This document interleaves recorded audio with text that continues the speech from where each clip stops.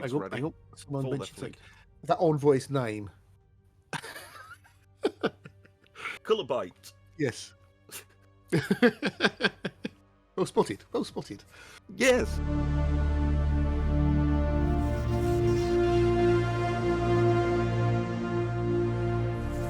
The content creator multiplayer showcase that we are currently underway for Stellaris' newest DLC update, Overlord. I'm here, Richie Guy in the chair with Fireytoad. Fireytoad, Hello. how are you?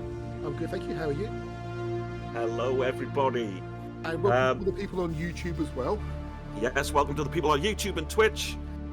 We have one heck of a 6-hour session for you. So we have Team 1, who is The Undecided Dwellers, who are being played by currently Dark Insanities, and their diplomat is BearlyTactical. now. You mentioned diplomat there and player. Yes. We have a player and we have a diplomat. The player is the person who is in control of the game, and the diplomat is the one who's making all of the decisions. Yeah. Interesting. So, okay, so is there anything about this particular player group? Well, this particular race is currently running governing ethics of fanatic, authoritarian, and militarist. They are an imperial star empire with functional architecture and distinguished admiralty. Let's see if we can zoom in on them quickly. Here we go. There they are. So the teams are underway right now. We can see that they are already bringing up. They already have the tradition trees on the way. They've taken mercantile as their first traditions. We've got adaptive economic policies as available. They're using trickle-up economics right now, and they're going to be choosing between commercial enterprise and adaptive economic policies. Now, one thing that we have to bring to everybody's attention is there is a goal today. There's 2 goals, actually. There is 2 goals today. We have the secret goals, which each team has their own secret goal. But overall, we have one public goal, and we're calling it Space Trains Go Choo Choo. Ooh. Yes. The public goal this time comes with a twist. They must all work together for this. They all have the same public goal. They must build between their empires a hyper-relay network that circumnavigates the galaxy. Circumnavigates the galaxy? Yep, they're going to have to put a ring of hyper-relays all the way around. The hyper-relays are the new quantum gates, which allow you to fling ships across the galaxy, which, as I learned last night, isn't always as accurate as you think it might be. It's the Ramblin' Root Hive, and they are currently being played by Stefan, and their diplomat is EnigmaticRose. Ooh. They are a hive mind, obviously a Gestalt consciousness, and they have divided attention and subsumed will. They've basically got an identity crisis going on here. In a hive mind? Indeed, in a hive mind, they've got an identity crisis. So that's going to be an interesting one to see how they go about things. Oh, yes. And isn't there something with the diplomats? Yes, they do have 2 diplomats. There's the first 3-hour shift is EnigmaticRose, and their second diplomat is Druzhnik, who is going to be coming in to take over in the last 3 hours. That's going to happen on both days today, because yes, we are streaming today and tomorrow. So you get us for 2 days, peoples. We are here all weekend. Now, the fact that they got 2 diplomats and they are hive mind with a split personality, yes, kind of quite fits in quite well, doesn't it? It does. It fits in really well with with how they're going to be handling it, because no one knows what the other one's thinking. Exactly. It's going to be all over the place. They've currently gone for a tradition expansion, and the expansion tradition. I got my words the wrong way round. That happens live. It does. It does. Yes. And it looks like they've got a potentially habitable planet within one jump of themselves, so they're going to be getting on that pretty quick. Yes, they do. Yes, by the looks of it. They've got 2 science ships out. They're not doing anything. They've expanded to another system. Okay, good. Right, Team 3 then. Team 3. Who do we have as Team 3? Team 3. We have AP30 is our player, and our diplomat is AlphaYangDelete. These are good boys. These are the Ah, good boys. these are the good ones, aren't they? Yes, they've been stomped Right. down already, and they're starting as a vassal state. Yes, looking at their location on the map, they're a little bit surrounded, aren't they? Almost. They are. They are. Well, that's probably with them being vassals. Exactly. Yes, they have their Overlord. Indeed, who they're Yes, going yes. to have to deal with. They are a moral democracy. Uh-huh. They currently run a free haven and a beacon of liberty. They're egalitarian xenophiles and pacifists. Oh, interesting. Yeah, so they're going to be Yes. keeping their shooty bang bang lasers very much to themselves. I would imagine possibly that they might rely on their Overlord to help them in military conflicts. I think that's a possibility. Definitely. They're Yes, currently yes. running prosperity traditions at the moment, and Fair they enough. have already taken administrative operations and standard construction templates, Yes. which they're clearly going for a push in and expand very, very Indeed. quick as much as they Although can. they've only got one science ship out at the moment. They do only have one science ship out in the moment, but within range, they've already got 2 habitable planets, Indeed. so Yes, that's yes. looking pretty good for them. Yep. And it looks like they can expand only one direction. That's southeastish. That's right. That's right. Everything else is Unless blocked off to them. Maybe they can go northish, but yeah, I think they can probably take into Eltor. yeah, maybe, yeah. It looks like they're going to take Mestros as well. Yeah. So they From can go there, over here and down there. Okay, so Team 4? Team 4, we have the Eternal. The Eternal. Their player is UMAR, and their diplomat is DolphinDivePro. Ooh. They are a psychic zombie bird megacorp. Can you say that again, please? Yes, a psychic zombie bird megacorp. With You don't hear that zombie often. workers. Yes. They do have some interesting options later on, but we won't tell you about it just yet. You have to keep watching to find out what happens, possibly. Indeed. So, as I said, they're a mega corporation. They've got permanent employment, which means if their employees die, they come back rehired as zombies. Well, And, that's good, isn't it? It is. And they've Yes. got franchising as well. They are also xenophiles and fanatic spiritualists. Interesting. Yeah. Yes, a lot of correlation, zombies and spiritualists, but Zombie spiritualist peacocks, yes. by the looks of it. Indeed. Team 5 is the second chance. They're being played by Regunes, and their diplomat is OldManMordaith, who is a legend. A legend. A Canadian legend. Well, like Ryan Reynolds, but for gaming. Yeah. And they are rock space cockroaches. Oh, okay. They can't be killed. They're resilient. Ah, yes. Yeah. They've got an interesting ability. Well, not so much ability, but what's the word we're looking for? They have a unique kind of ability, kind of, really. I suppose it is.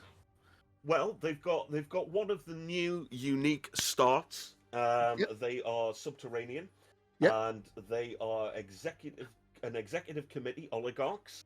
They are reanimators, memorialists, egalitarian, and fanatic materialists. Now, the subterranean start gives them an advantage later down the road, which is their nice little bonus. It does indeed. It does indeed. That gives them a fantastic bonus for starting off on. And right now, let's just take a quick look. They are on their discovery traditions. They've already taken to Boldly Go and Science Division, so they're going to be pushing out for expansion. And they are already expanding already. They've already got 4 systems by the looks of it at the moment. Yeah, 4 systems. That's a fast start. Indeed, it is. Yes, they are spreading like cockroaches. Cockroaches. Yes, and then we've got last but not least.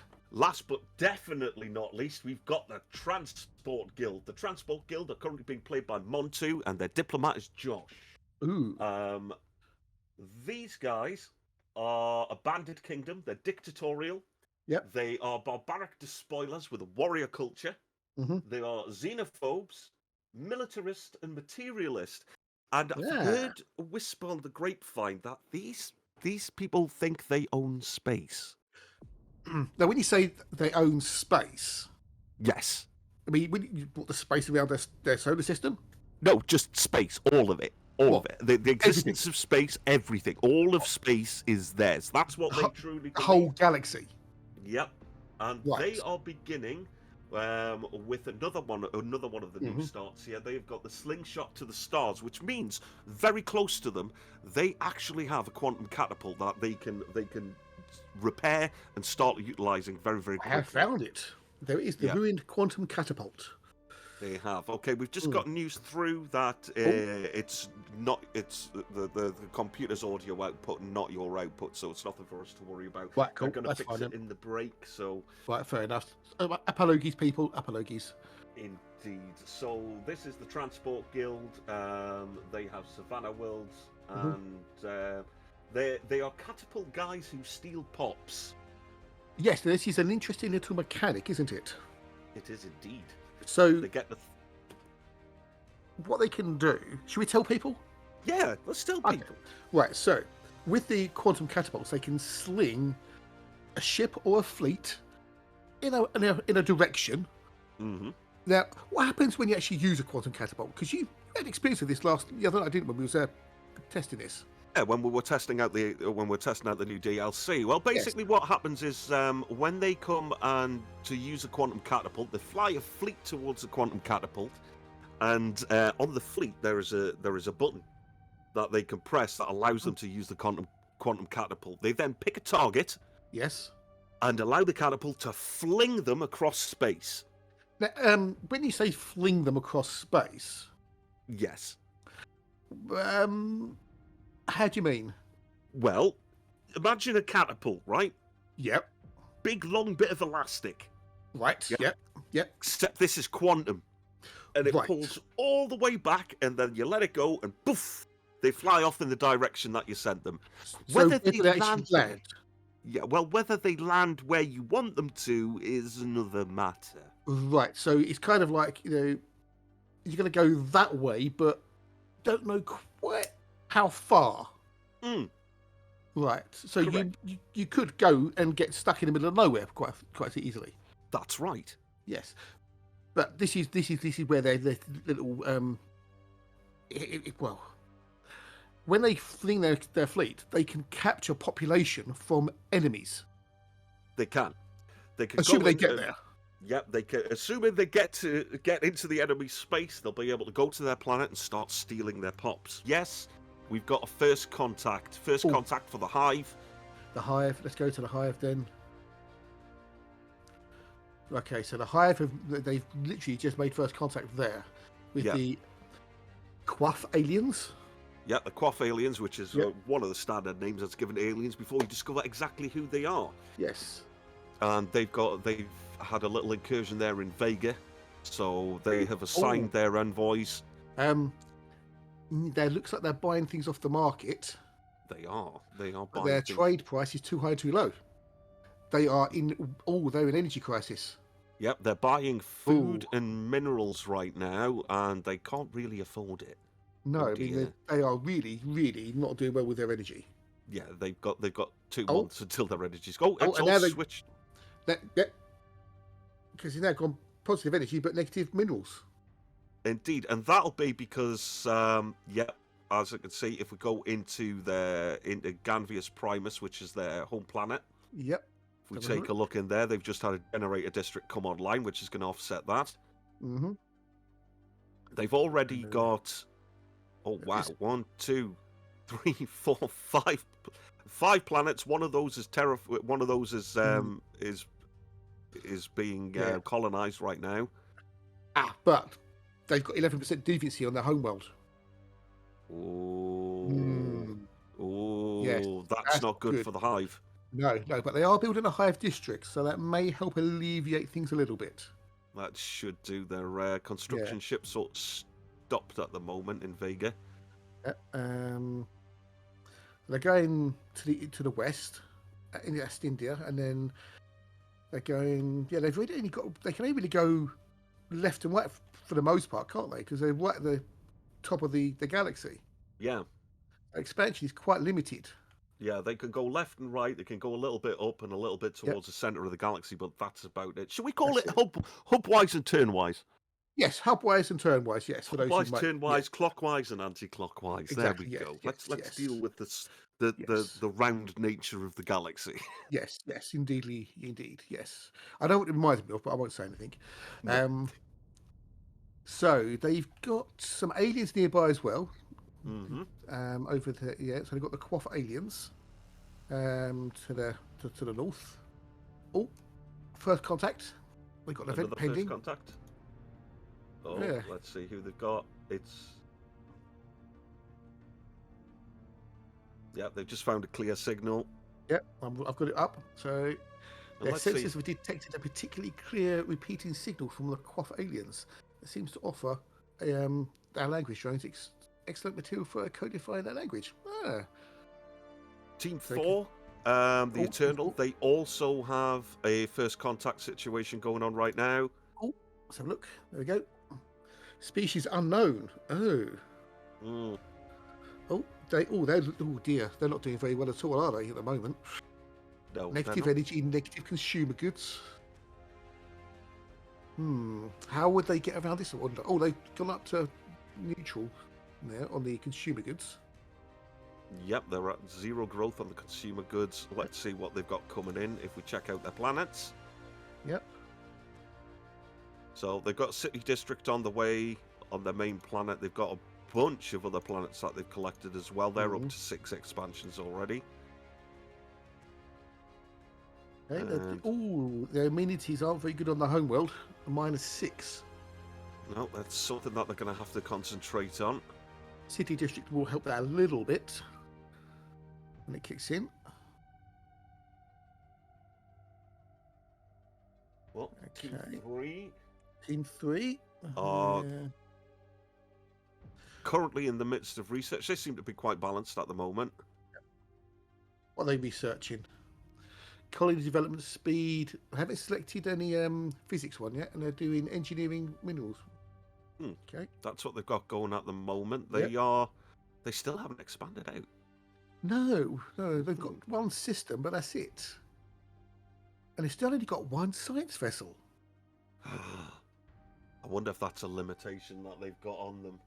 Maybe. They have started. They have one of the brand new starts as well, which is the Imperial Fiefdom. And they've just got a tradition up.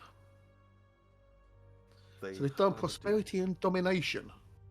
Well, they've opened prosperity, they've opened domination. Yeah. They've got 3 in prosperity right now, and 1 in domination. So, I think they might be trying to free themselves. You think? I think so. I would. Let's see how Second Chance are doing. So they are expanding slowly-ish. They've got a few habitable worlds close by. They've also got 1, 2, 3, 4 AIs pretty close to them. Yep. And one of those is the Raxaccordian Marauders. So they're going to have to... If someone gets some cash, they could see themselves a target of a Marauder attack. Let's have a look. So everyone's surrounded pretty much by, AIs and Marauders and whatnot. But interesting. It's not a barren galaxy by any means. No, indeed. Now, we've already lost 1 AI. We're down to 29. 1 has gone. 1 has fallen. And who did they fall to? Did they fall to another AI? I don't think they fell to one of the players. No, I don't think it's not this early, that's for sure. Okay, so... Yeah, everybody's looking quite good. The AI is expanding.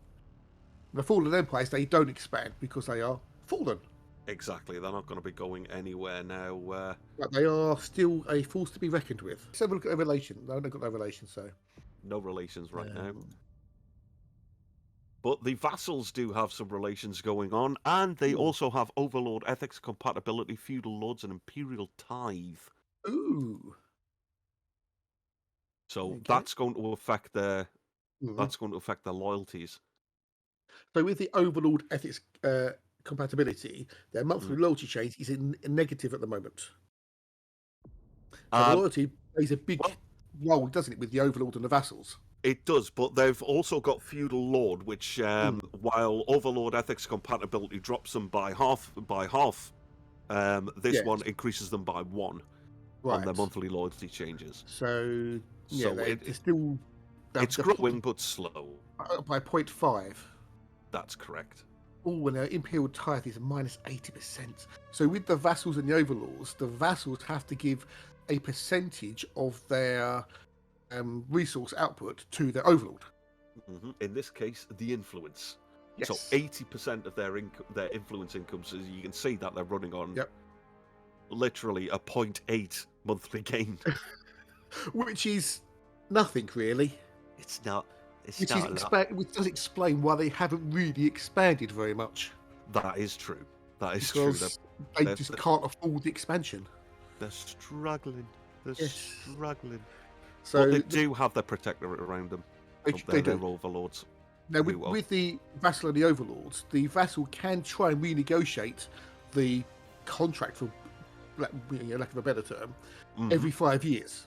Yes. Yeah.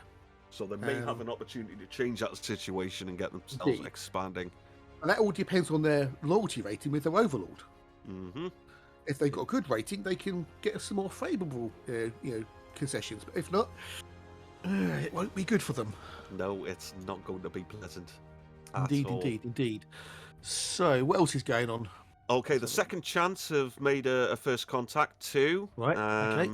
They currently have signed an envoy over onto that right now. Yeah, the Gimel aliens. And I'm working through that one. They've got them on the research. As well. But they're not doing many star bases, are they? They've only got the one at the moment, and their fleet hasn't been expanded. One at the moment. Well, it's still early days. I mean, you don't want to throw everything into your army because that's going to bring an additional cost and your energy credits. Well, they haven't got any energy credits at the moment. They're in the negative again. Exactly. So why have an army? Yes. Well, you've got nobody to fight as well. So exactly. But they have managed to get some upgrades ready. Hang on. Someone mentioned that envoy's name. Cullabite. Yes. Well spotted. Yes. Well, it looks like they're pushing for natural choke points to be able to sort of block off anyone expanding into their space. But around them right now, because they haven't got anything to worry about on the bottom half of them, have they? Really? Because everything looks like it's dead end. Yeah, they've got nowhere they can expand down at the bottom, and no one's going to be able to get in from there. But the closest neighbour's the Undying. Right, who they haven't actually come across yet. No. Which is going to cause I mean, if they are planning to expand up that way, then they're about to find a nasty shock. Yes, because they can't go into what's that, Alderaan? Alderaan they'll not be able to take. No. Well, if they're going to take it, they've got the ancient mining drones in there, so whether. Yeah, they're not going to have the fleet power to be able to deal with them. That's already a 777 size enemy. Real path is through Fijantis and Zimatrulan, or whatever it is. Yeah. Now, if they're able to lock down Yannick, I mean, they've got Yannick's Moor locked down there. If they're able to get a station in there, they can set up a bastion, which is probably a good idea because there's an L gate in there as well. You don't want anything untoward coming through there. No, I've had that before. It's not pretty. Yes, you open the L gate thinking, I'm going to get some lovely nanites, and then you've accidentally unleashed a nightmare scenario on the entire galaxy. I think, wasn't it? Yeah. Massive fleets that came and destroyed us, but still. I've done a fair bit of that. Purely by accident, of course. Of course, yeah. It wasn't like anybody said, don't open the gates. Apart from all those people who said, don't open the gates. So we're going to take a look again. I'm going to go up and have a look at the Transport Guild. They are coming along. They have taken the megastructure. Oh, that's interesting. What is that? Well, they're now cut off from that part there to the southeast a little bit. Yep, by the new AI that they are in the process of, I believe they're doing contact with. Yep. In the process of doing contact with them, so they are off down at the bottom, but they have managed to take the quantum catapult. Go and show everyone the quantum catapult. Let's go and have a look at the quantum catapult. It's gorgeous. It's broken. It's broken. It's gorgeous. Look at that. That looks like a neutron star. It does, doesn't it? It looks like it's around a neutron star, which it uses to generate its energy and then fling your ships. Woohoo! Ooh. That is very, very pretty. Nice That is artwork good. there. Now, as you are aware, the public goal for all of the teams is to circumnavigate the galaxy with hyper relays. With hyper relays. Yes. So they're going to need to get their choo-choo done. Mm-hmm. But we'll find out how everyone's going to work together when we finally get to a galactic community. Oh, hang on a minute. I'm just looking at this OI down here. The Jeff Ethical Financial Fund. Jeff is Jeff. Jeff is Jeff. Yeah, Jeff. Let's have some Jeff spam in the chat, please. Spam the Jeff. Spam some Jeff. Please go on chat. Go wild with Jeff. Bring Jeff. Yeah. Jeff. We want the Jeff. Jeff. Go on. We want more. Well, that's it. I'm now rooting for the Jeff Ethical Financial Fund. The commentators are now rooting for Jeff to win the game. Yes, even though Jeff is an AI. Yeah, we don't care. We want Jeff to win. Sorry, everybody else, but it's Jeff. Yep. You know. Yeah. Well, Jeff runs everything. Jeff does run everything. Not just the bank. Jeff runs everything. You know, Jeff is Jeff. Jeff is Jeff indeed. Should we have a look at Jeff and see how Jeff... Go. Sorry, go. Yeah, Transport Guild, for their Ascension perk, they've taken Executive Figure. Ooh, let's have a look. Mm-hmm. There you go, so, Executive Figure. They're going to be able to crank up their edicts. Yes, because edicts have changed recently, haven't they? They have changed recently. Instead of costing influence, they now cost unity. Yeah. So I'm looking at their edicts at the moment. Yep, we can see they've got fortify the border and capacity subsidies, which is giving them a boost on the technicians' output to try and do something about that energy level. So with the edicts now, they have a fund, don't they? They do. They have a fund, and they can go over that fund, but it will have a massive negative impact on the amount of unity that they bring in. So you're going to have to try and balance how much unity you're spending with the budget that you have for your edicts, and that can be increased over time, utilizing upgrades and research. Hello. Oh, hello, DJ. Hi. Hello, Sorry to butt in like this. Yes. Unfortunately, we're going to take a short break at this point because there has been a minor issue with the Imperial Fiefdom Emperor, and we're just going to fix that because they're getting basically no influence. So we're just going to fix that. So we're going to be taking a very brief break to do that, and then we'll be returning. Sorry, everybody.